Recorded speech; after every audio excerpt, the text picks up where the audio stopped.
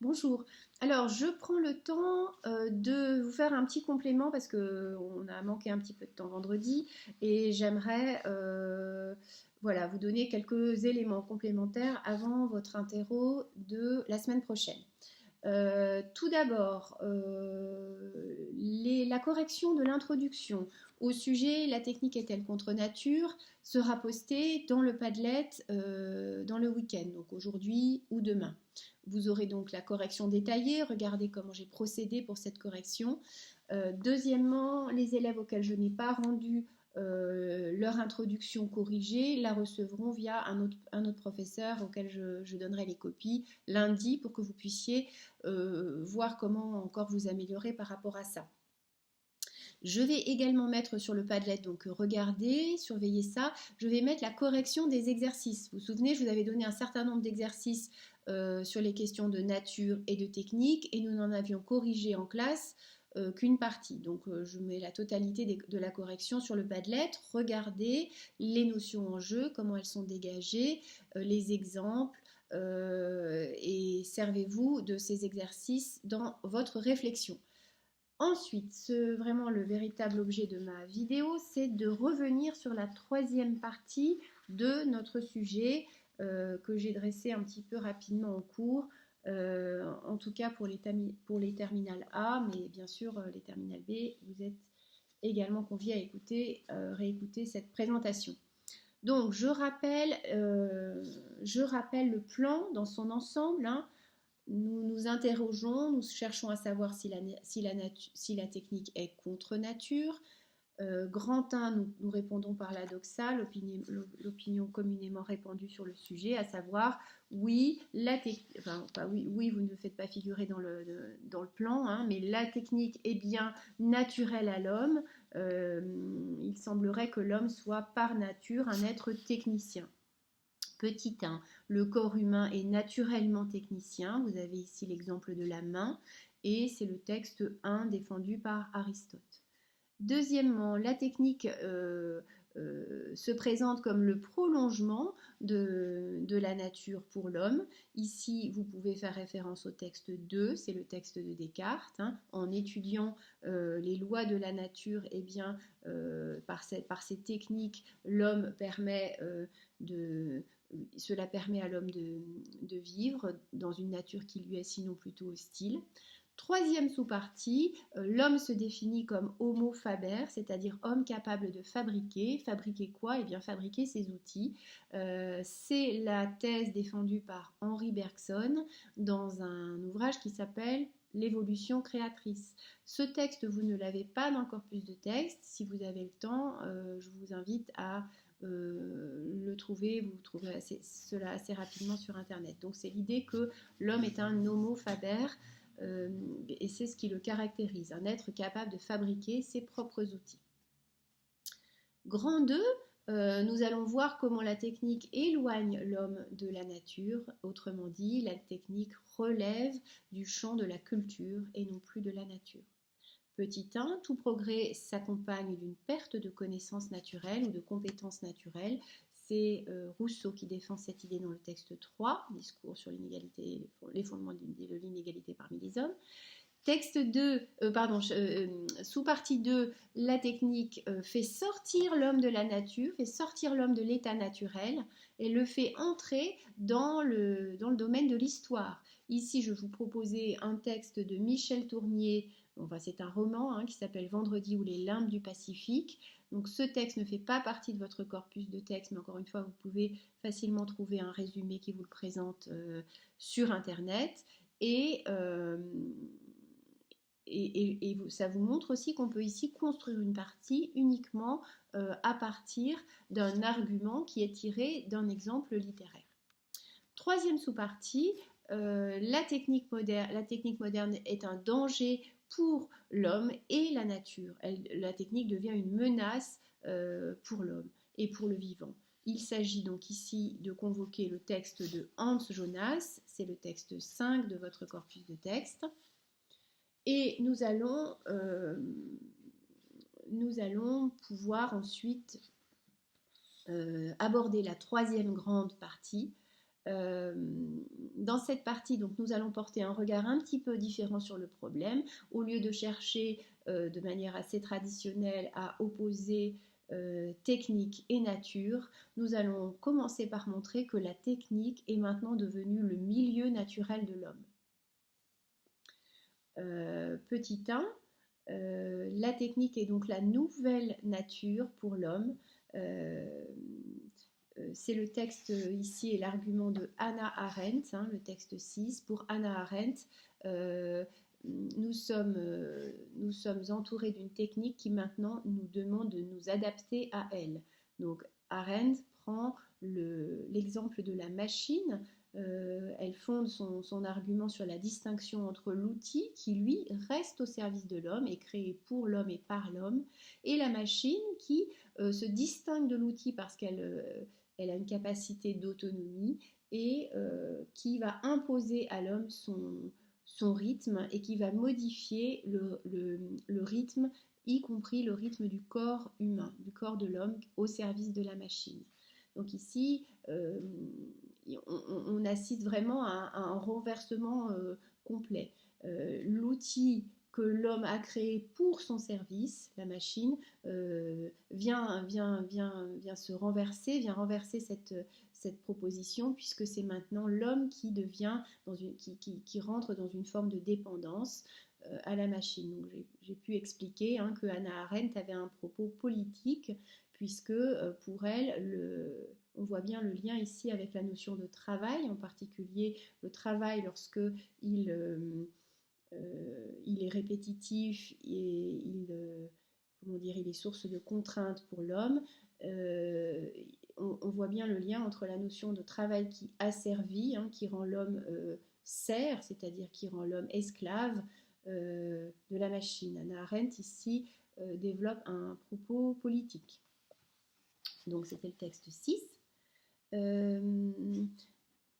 Deuxième sous-partie de cette grande troisième partie, je vous propose de construire l'argument autour de la notion de biomasse, c'est-à-dire, comment dire les choses, donc ici l'idée c'est que notre environnement, l'idée c'est de dire que notre environnement est devenu un environnement purement technique. En particulier dans les grandes mégalopoles, la nature est détruite, la nature n'existe plus, et l'environnement naturel, au sens l'environnement dans lequel l'homme naît et l'homme grandit, c'est un environnement de technique et de machine. Et cet argument-là, vous pouvez le défendre avec l'idée que la biomasse, c'est-à-dire l'ensemble du poids des êtres vivants sur Terre, a maintenant été dépassé par la masse et le volume des objets techniques, c'est-à-dire des artefacts, des objets créés par l'homme. Je vais vous mettre aussi dans le Padlet un petit article à ce sujet. Donc là, il s'agirait de construire un paragraphe, non pas en faisant référence à un philosophe, mais en prenant appui sur une donnée scientifique. L'idée, c'est simplement ici de dire que notre environnement naturel n'est plus ce qu'il était, ce que nous désignions avant par la nature, c'est-à-dire les champs, les rivières, les montagnes, mais que notre environnement naturel devient un environnement uniquement et purement technique. Troisième sous-partie, il faut maintenant affirmer que la technique moderne, que la distinction entre nature et culture n'est peut-être pas si pertinente que cela. Ici, je vais donc convoquer le texte de Dominique Lestel, c'est le 4e texte, le texte qui porte le numéro 4 de votre groupement de textes.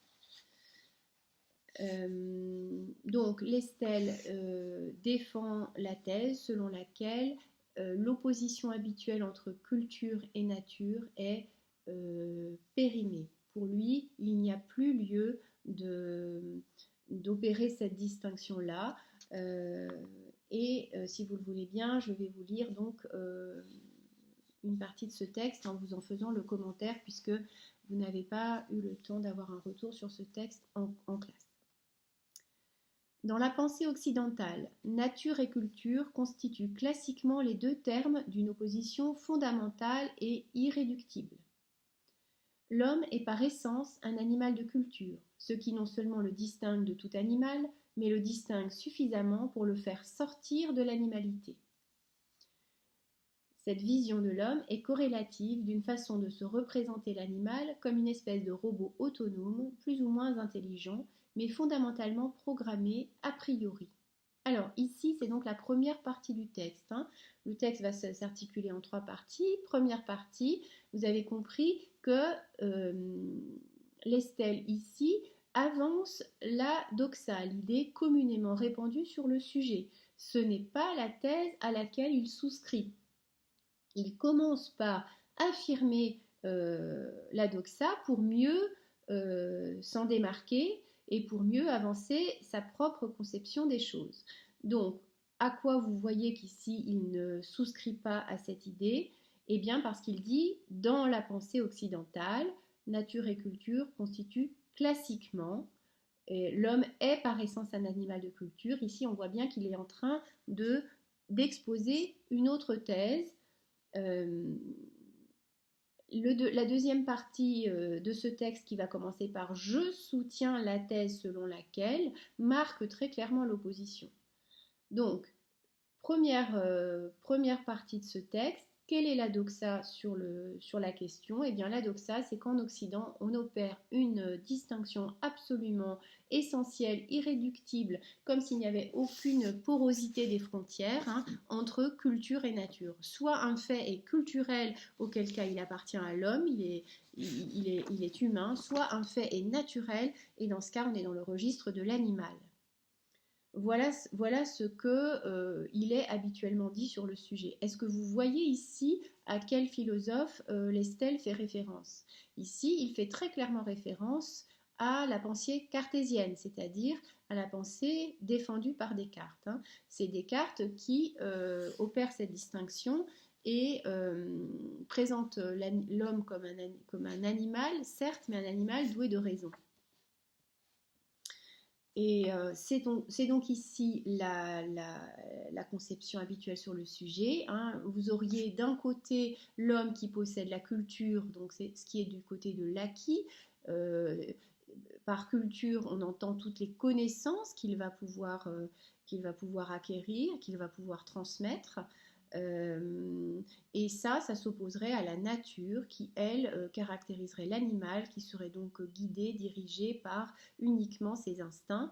C'est ce qu'il dit lorsqu'il dit l'animal est vu donc comme une espèce de robot autonome. Ici, c'est une référence directe à l'animal-machine de Descartes, plus ou moins intelligent. Donc, certaines espèces animales sont plus développées, plus intelligentes que d'autres, mais restent quand même des machines, mais fondamentalement programmées a priori. Ici, elles sont donc déterminées par les besoins de l'espèce et leurs actions sont donc instinctives. On retrouve ici nos repères habituels. Je vous rappelle qu'un comportement instinctif, c'est un comportement rigide, c'est-à-dire fixe. Il y a une seule réponse possible, l'instinct c'est ça, à un stimuli, l'animal répond d'une seule façon, toujours la même, au même stimuli. Donc c'est pour ça qu'on dit que c'est rigide, ça n'est pas, le comportement ne s'adapte pas.